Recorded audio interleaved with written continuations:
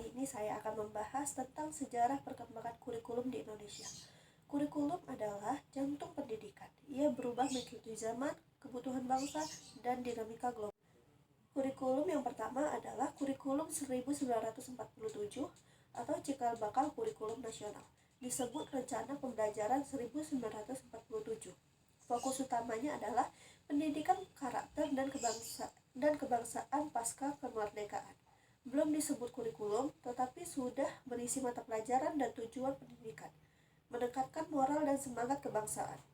Kurikulum yang kedua adalah kurikulum 1952, rencana pelajaran terurai. Sudah lebih sistematis, tujuan pembelajaran ditulis untuk setiap mata pelajaran, dan bahasa Indonesia mulai diperkuat sebagai bahasa pengantar.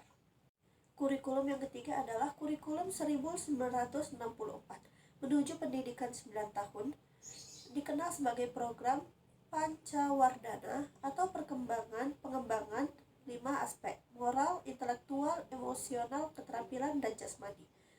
Tujuan utamanya persiapan SD 9 tahun, lebih menekankan keseimbangan perkembangan siswa. Kurikulum yang keempat adalah kurikulum 1968 atau Orde Baru dan Pendidikan Terstruktur. Fokus utamanya pada pembentukan manusia Pancasila.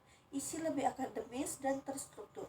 Ditekankan pada pengetahuan dasar, keterampilan, dan sikap. Kurikulum yang kelima adalah kurikulum 1975 atau pendekatan tujuan instruksional. Mulai menggunakan tujuan instruksional umum atau TIU dan khusus atau TIK. Guru dituntut membuat rencana pelaksanaan pembelajaran atau RPP, dikritik terlalu administratif. Kurikulum yang keenam adalah kurikulum 1984 atau pendekatan proses. Dikenal sebagai CBSA atau cara belajar siswa aktif. Siswa lebih aktif, guru sebagai fasilitator, fokus pada pengembangan proses belajar bukan hanya hasil. Kurikulum yang ketujuh adalah kurikulum 1994, padat dan bertumpuk. Kombinasi kurikulum 1957 dan 1984. Banyak mata pelajaran, jam pelajaran padat. Kurikulum ini dikritik karena membebani siswa. Yang 8 adalah kurikulum 2004, kurikulum berbasis kompetensi atau KBK. Fokus utamanya kompetensi siswa, bukan hanya materi. Guru mulai diberi kebebasan berinovasi, namun implementasinya sulit, terutama di daerah. Kurikulum yang ke-9 adalah kurikulum 2006 atau KTSP, kurikulum tingkat satuan pendidikan. Sekolah diberi otonomi menyusun kurikulum sesuai konteks lokal. Guru menyusun silabus sendiri, kelebihannya fleksibel, kekurangannya adalah ketimpangan mutu antar sekolah. Yang ke-10 adalah kurikulum 2013, integratif dan tematik. Integrasi antara pengetahuan, keterampilan, dan sikap. Penilaian autentik atau proses dan hasil.